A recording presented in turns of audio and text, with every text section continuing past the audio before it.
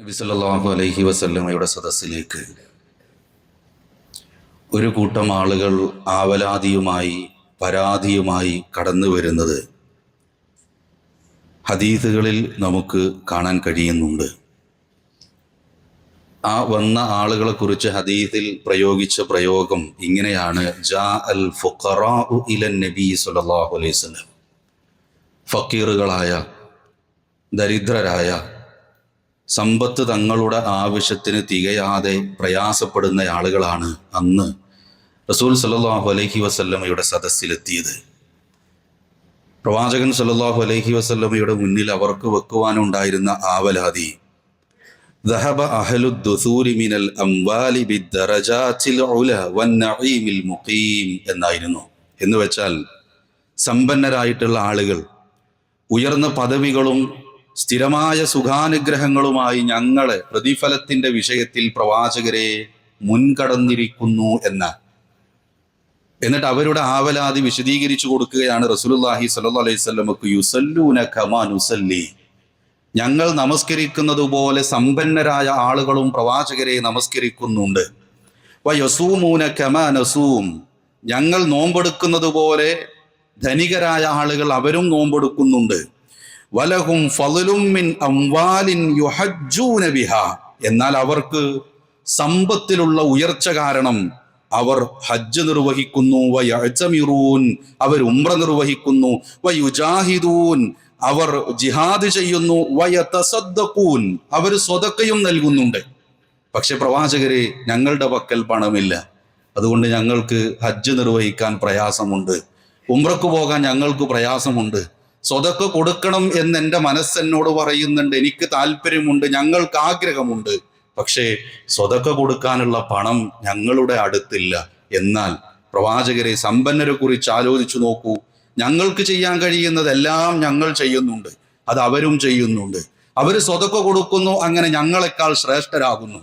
അവർക്ക് സമ്പത്തുണ്ട്, ആ സമ്പത്ത് ഉപയോഗിച്ച് അവർ ഹജ്ജ് നിർവഹിക്കുന്നു, അങ്ങനെ ഞങ്ങളെക്കാൾ ഉന്നതിയിൽ അവരെത്തുന്നു. പ്രവാചകരെ, സ്വഹാബിമാർ വന്ന് റസൂലുള്ളാഹി സ്വല്ലല്ലാഹു അലൈഹി വസല്ലമയുടെ മുന്നിൽ പരാതി പറയുമ്പോൾ, പ്രിയപ്പെട്ടവരെ, നമുക്കും ചിലപ്പോൾ ഇങ്ങനെ തോന്നിയിട്ടുണ്ടാവാം.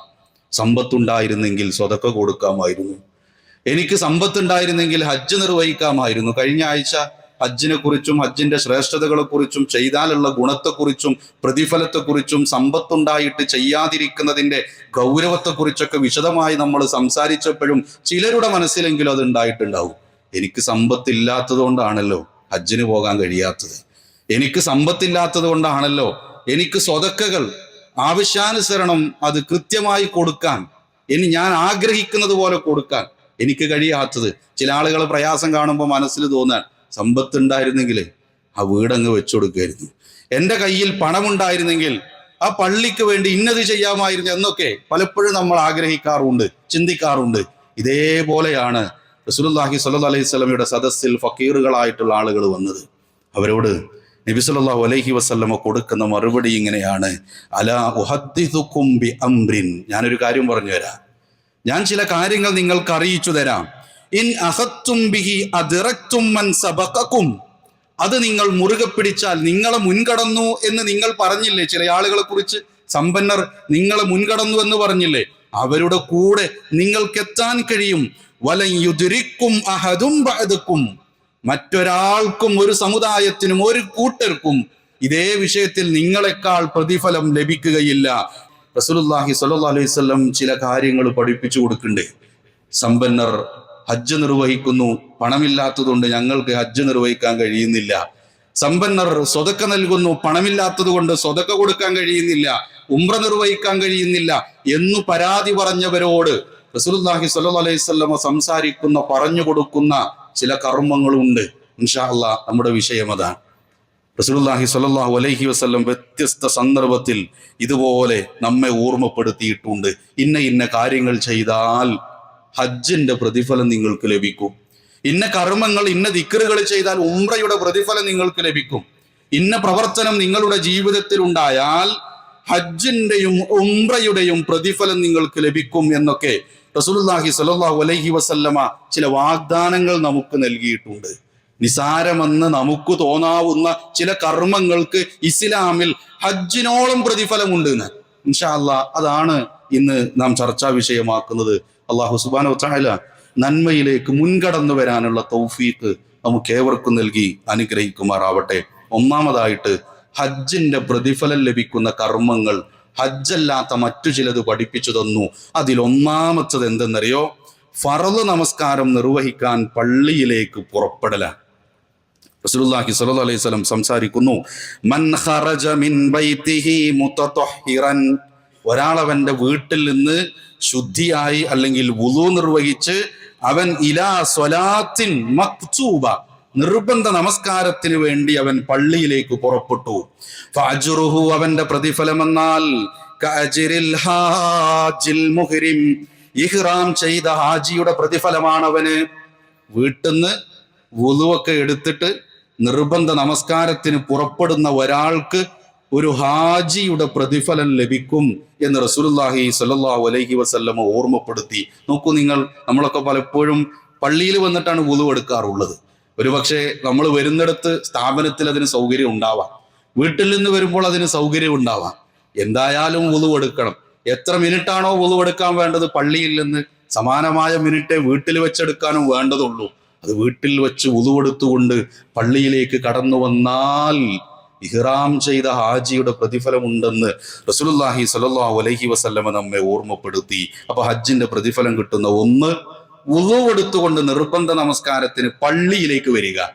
രണ്ടാമതായിട്ട് റസൂലുള്ളാഹി സ്വല്ലല്ലാഹു അലൈഹി വസല്ലം സംസാരിക്കുന്നത് ഫഇന്ന ഉംറതൻ ഫീ റമളാൻ, റമളാനിൽ അനുഷ്ഠിക്കുന്ന ഒരു ഉംറക്ക് തഖ്ലീ ഹജ്ജതൻ മഗീ, എന്റെ കൂടെ ഹജ്ജ് നിർവഹിച്ചതിന് സമമാണ്. നബി സല്ലല്ലാഹു അലൈഹി വസല്ലമയുടെ കൂടെ ഹജ്ജ് നിർവഹിച്ചതിന് സമമാണ് റമളാനിൽ ഒരു ഉംറ നിർവഹിക്കുക എന്നത്. പ്രിയപ്പെട്ടവരെ, പലരും ഹജ്ജിന് എന്നെ കൊണ്ട് കഴിയില്ല, ഒരു ഉംറക്കൊക്കെ എന്നെ കൊണ്ട് എങ്ങനെയെങ്കിലൊക്കെ കൂട്ടിയാൽ കൂടും എന്നൊക്കെ ആലോചിച്ചിരിക്കുന്നവർ ഉണ്ടെങ്കിൽ ആ ഉംറ നിർവഹിക്കാൻ അത് റമളാനിലേക്ക് മാറ്റി വെക്കുക. കുറച്ച് പ്രയാസമാണ്. നോമ്പെടുത്തിട്ട് ഉംറ നിർവഹിക്കുന്നിടത്ത് പ്രയാസം ഉണ്ടാവും. മാത്രമല്ല, നമ്മുടെ നാട്ടിൽ നിന്നൊക്കെ അങ്ങനെ പോകുമ്പോൾ റമളാനിലെ ഉംറക്ക് ചിലപ്പോ കുറച്ചുകൂടി സംഖ്യ കൂടുതൽ കൊടുക്കേണ്ടി വരും. എന്നാലും റമളാനിൽ ഉംറ നിർവഹിക്കുന്നവന് അത് റസൂലുള്ളാഹി സ്വല്ലല്ലാഹു അലൈഹി വസല്ലമയുടെ കൂടെ ഹജ്ജ് നിർവഹിച്ച പ്രതിഫലം ലഭിക്കുന്ന, നമ്മൾ തുടർന്ന് പറയുന്നുണ്ട് ഓരോ ഹജ്ജിന്റെ പ്രതിഫലം ലഭിക്കുന്നത്, ഉംറയുടെ പ്രതിഫലം ലഭിക്കുന്നത്, ഹജ്ജിന്റെയും ഉംറയുടെയും പ്രതിഫലം ലഭിക്കുന്നു എന്നൊക്കെ പറയുമ്പോൾ നമ്മൾ ആലോചിക്കേണ്ടത് എന്റെ ഹജ്ജ് വീടി എന്നല്ല, പ്രതിഫലത്തെക്കുറിച്ച് മാത്രമാണ് പറയുന്നത്. ബാധ്യത അവിടെ നിൽക്കുന്നു എന്ന്. ബാധ്യത അവിടെ നിൽക്കും. റമദാനിൽ ഒരു ഉംറ നിർവഹിച്ചിട്ടുണ്ട് ഞാൻ, അതുകൊണ്ട് എനിക്ക് ഹജ്ജ് ഇനി നിർബന്ധമില്ല എന്ന് ചിന്തിക്കരുത് എന്ന് സാരം. പ്രിയപ്പെട്ടവരെ, മൂന്നാമത്തെ കാര്യം എന്തു പറയുന്നുവെന്നറിയോ? നന്മ പഠിക്കാനോ പഠിപ്പിക്കുന്നതിനോ വേണ്ടിയിട്ട് പള്ളിയിലേക്ക് പുറപ്പെടുക. നബി സല്ലല്ലാഹു അലൈഹി വസല്ലം ഓർമ്മപ്പെടുത്താൻ, മൻ അദാ ഇലൽ മസ്ജിദി, ഒരാൾ പള്ളിയിലേക്ക് ഇങ്ങനെ പുറപ്പെട്ടു, ലാ യുരീദു ഇല്ല അൻ യതഅല്ലമ ഖൈറൻ ഔ യഅലമഹു, അവന്റെ ലക്ഷ്യം എന്താണ്? വല്ലതും കേൾക്കണം, പള്ളിയിൽ നിന്ന് വല്ലതും പഠിക്കണം, അതല്ലെങ്കിൽ പഠിപ്പിച്ചു കൊടുക്കണം എന്നതാണ് അവന്റെ ലക്ഷ്യമെങ്കിൽ കാന ലഹു കഅജ്രി ഹാജിൻ താമൻ ഹിജ്ജതുഹു, എങ്കിൽ അവന് പൂർണ്ണമായ ഒരു ഹജ്ജിന്റെ പ്രതിഫലമുണ്ട്, പൂർണ്ണമായ ഹജ്ജിന്റെ പ്രതിഫലമുണ്ട് എന്ന് റസൂലുള്ളാഹി സ്വല്ലല്ലാഹു അലൈഹി വസല്ലമ ഓർമ്മപ്പെടുത്തുമ്പോൾ നമ്മൾ ആലോചിക്കേണ്ടത്, ഖുതുബക്ക് നമ്മൾ വരുന്നുണ്ട്.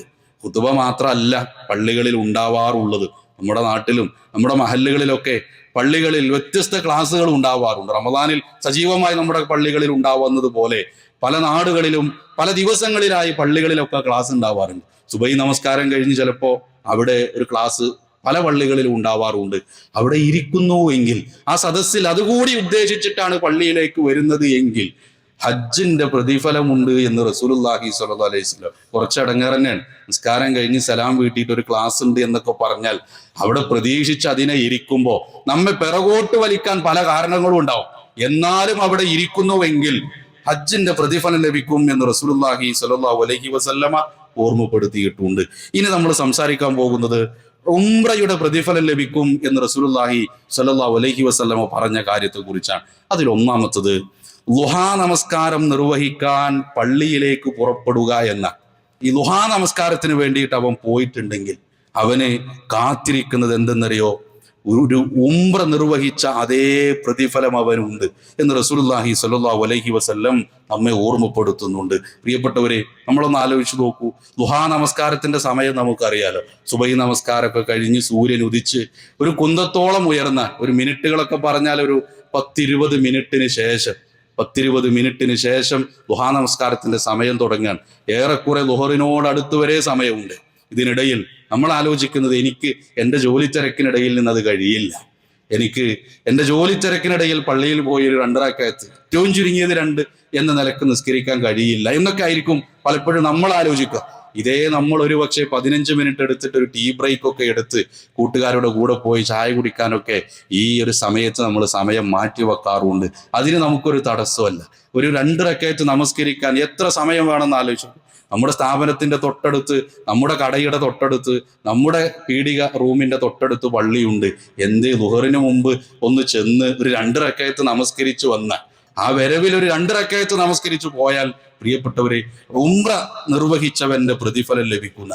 രണ്ടാമതായിട്ട് ഉംറ നിർവഹിച്ചവന്റെ പ്രതിഫലം ലഭിക്കുന്നു എന്ന് പറയുന്ന ഹദീസ് റസൂലുള്ളാഹി സ്വല്ലല്ലാഹു അലൈഹി വസല്ലം പറയാണ്, അസ്സലാത്തു ഫി മസ്ജിദി ഖുബാഇൻ കഉംറത്തി.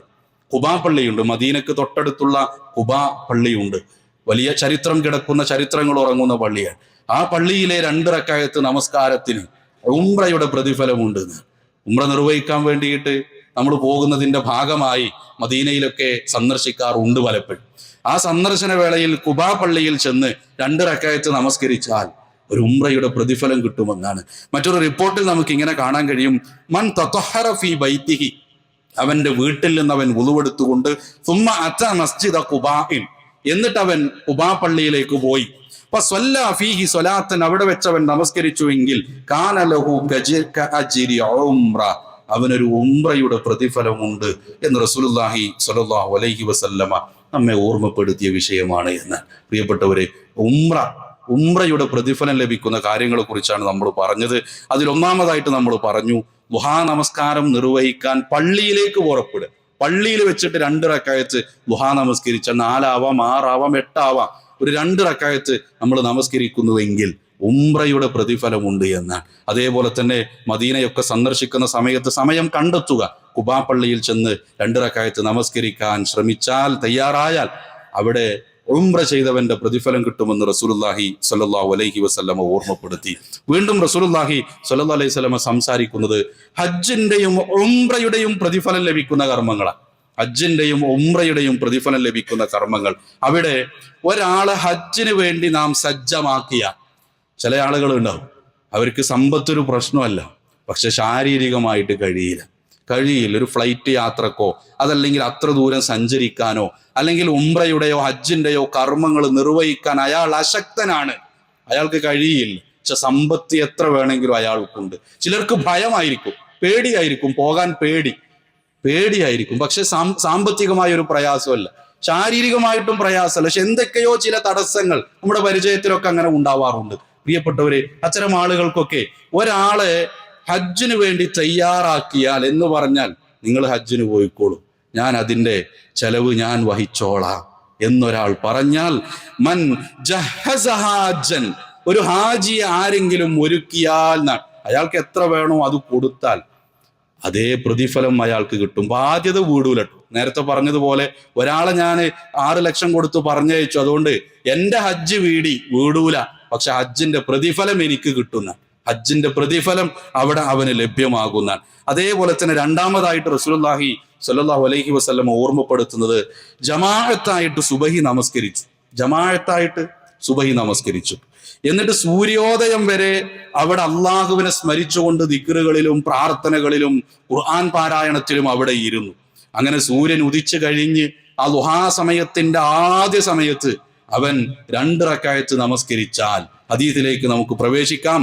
മൻ സ്വല്ലൽ അദാത ഫീ ജമാഅത്തിൻ, ജമാഅത്തായി കൊണ്ടൊരുവൻ സുബഹി നമസ്കരിച്ചു. തുമ്മ ഖഅദ യദ്കുറുല്ലാഹ ഹത്താ തത്ലുഅ അശംസ്, സൂര്യൻ ഉദിക്കുന്നത് വരെ അള്ളാഹുവിനെ സ്മരിച്ചുകൊണ്ട് അവൻ പള്ളിയിൽ തന്നെ ഇരുന്നു. എന്നിട്ടോ തുമ്മ സ്വല്ലാ റക്അത്തൈനി, എന്നിട്ട് 2 റക്അത്ത് അവൻ നമസ്കരിച്ചു. കാനത് ലഹു കഅജ്രി ഹജ്ജത്തിൻ വ ഉംറ, ഉംറ നിർവഹിച്ചതിന്റെയും ഹജ്ജ് നിർവഹിച്ചതിന്റെയും പ്രതിഫലം അവന് രേഖപ്പെടുത്തും. എന്നിട്ട് റസൂലുള്ളാഹി സ്വല്ലല്ലാഹു അലൈഹി വസല്ലം ചേർത്ത് പറയാണ്, പരിപൂർണമായ പ്രതിഫലം ലഭിക്കും കേട്ടോ. ഒരു ഹജ്ജിന് കിട്ടുന്ന പ്രതിഫലം ലഭിക്കുന്ന അലശു സുബൈ ജമാഅത്തിന് വന്നു, സൂര്യോദയം വരെ അവിടെ ഇരുന്ന്. ഇങ്ങനെ സൂര്യോദയം മനസ്സിലാവുക. നമ്മുടെ പള്ളികളിലൊക്കെ നമസ്കാരത്തിന്റെ സമയമൊക്കെ ഇങ്ങനെ വെക്കുന്ന ചാർട്ടുകളും ഡിജിറ്റൽ രൂപങ്ങളൊക്കെ ഉണ്ടാവും.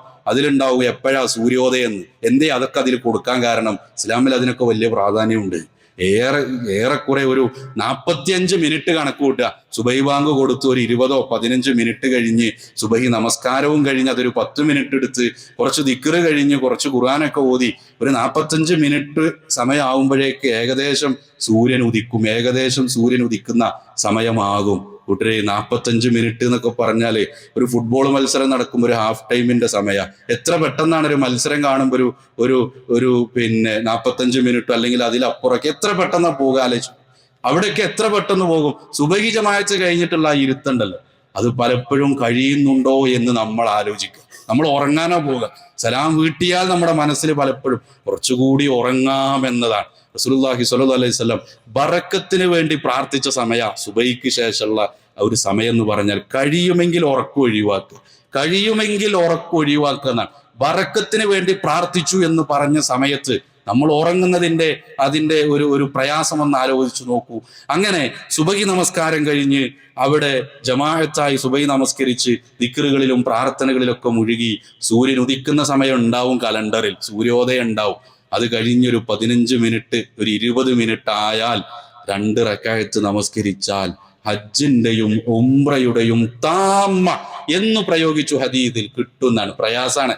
ഹജ്ജ് ഉംറന്റെയും കൂലി കിട്ടണമെങ്കിൽ കുറച്ച് പ്രയാസം തന്നെയാണ്. അങ്ങനെ ഒന്ന് ഇരിക്കാൻ നമുക്ക് പറ്റുണ്ടോ എന്നാണ്. ഏറ്റവും ചുരുങ്ങിയത് നല്ല ഒഴിവുള്ള ഓഫീസിൽ പോകേണ്ടതില്ലാത്ത ഒരു ദിവസം ആഴ്ചയിൽ അങ്ങനെയെങ്കിലും നമുക്കൊന്ന് ട്രൈ ചെയ്യാൻ പ്രിയപ്പെട്ടവരെ ഇവിടെ ഇരുന്നിട്ട് തീരുമാനിച്ചോളൂ. നമ്മൾ ഇൻഷാ അല്ലാഹ് അടുത്ത ഞായറാഴ്ച അല്ലെങ്കിൽ എന്നാണോ ഓഫീസിന് എനിക്ക് അവധിയുള്ളത് നാളെ ഒരു സെക്കൻഡ് സാറ്റർഡേ ഞാനൊന്ന് ട്രൈ ചെയ്യട്ടെ എന്നാണ്. ഇവിടെ നമ്മൾ പ്രത്യേകം മനസ്സിലാക്കേണ്ടത് സലാം വീട്ടിൽ കഴിഞ്ഞ് മൊബൈൽ ഫോൺ എടുത്ത് അങ്ങനെ ഒരു 45 മിനിറ്റ് അല്ലെങ്കിൽ അത്രയും സമയം ഫോണിൽ തോണ്ടി മറ്റാരെയെങ്കിലും വിളിച്ച് യൂട്യൂബിൽ നോക്കി ഇൻസ്റ്റാഗ്രാം നോക്കിയിട്ട് ഇരുന്നിട്ട് 2 റക്അത്ത് നിസ്കരിച്ചു പോകുന്നതിനെ പറ്റിയല്ല. എവിടെയെങ്കിലും പുറത്തുനിന്നൊരു ചായയൊക്കെ കുടിച്ചു വന്നിട്ട് പിന്നെ 2 റക്അത്ത് നമസ്കരിച്ചവര് കൂലിയൊക്കെ ഉണ്ടാവും. പക്ഷേ ഹജ്ജിന്റെയും ഉംറയുടെയും കൂലി കിട്ടൂലെന്ന്. അത് കിട്ടുക എന്ന് പറഞ്ഞാൽ അത് സ്വലാത്തുൽ ഇശ്റാഖ്, അത് ളുഹാ നമസ്കാരത്തിന്റെ ആദ്യ സമയത്ത് നമസ്കരിക്കുന്ന നമസ്കാരം. ളുഹാ നമസ്കാരം തന്നെയാണത്. അതിന്റെ ഏറ്റവും അവ്വൽ വക്തിൽ നമസ്കരിക്കുന്ന നമസ്കാരം എന്നാണ്. നിനക്കൊന്ന് ശ്രമിക്കാൻ പ്രിയപ്പെട്ടവരെ നമുക്ക് കഴിഞ്ഞാൽ വലിയ പ്രതിഫലമാണ് നമ്മെ കാത്തിരിക്കുന്നത് എന്ന് നമ്മൾ മനസ്സിലാക്കുക. വീണ്ടും അതാ റസൂലുള്ളാഹി സ്വല്ലല്ലാഹു അലൈഹി വസല്ലം സംസാരിക്കുന്നുണ്ട്. ഫറദ് നമസ്കാരത്തിന്റെ ശേഷം തസ്ബീഹും തഹ്മീദും തക്ബീറുകളും 33 തവണ വീതം ചൊല്ലുക.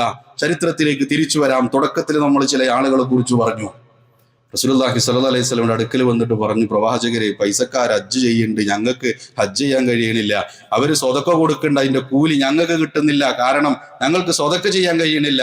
എങ്ങനെയാണ് ഞങ്ങൾ അവരെ മുൻകടക്കുക? എങ്ങനെയാണ് ആ നന്മ ഞങ്ങൾക്ക് കിട്ടുക? നമ്മൾ കൃത്യമായി അവിടെ ആലോചിക്കേണ്ട വിഷയം തരുമോ? അവരുടെ പരാതി എന്തായിരുന്നില്ല? പണക്കാര് വലിയ വീടുണ്ടാക്കുന്നു, ഞങ്ങൾക്ക് പൈസ ഇല്ലല്ലോ എന്നതല്ലായിരുന്നു. അവർക്ക് വലിയ വാഹനങ്ങളുണ്ട്, അല്ലെങ്കിൽ യാത്രാ സൗകര്യങ്ങളുണ്ട്, വില കൂടിയ ഒട്ടകങ്ങളുണ്ട്, ഞങ്ങൾക്കതില്ലല്ലോ, അതുകൊണ്ട് ഞങ്ങൾക്ക് പണം കിട്ടാൻ പ്രവാചകരെ പ്രാർത്ഥിക്കണം എന്നല്ല സ്വഹാബികൾ വന്ന് പറഞ്ഞത്. അവര് സ്വതക്ക കൊടുക്കുന്നുണ്ട്, ഞങ്ങൾക്ക് കൊടുക്കാൻ പറ്റുന്നില്ല എന്നാണ്. ദീനിന്റെ വിഷയത്തിൽ ആ പരാതി.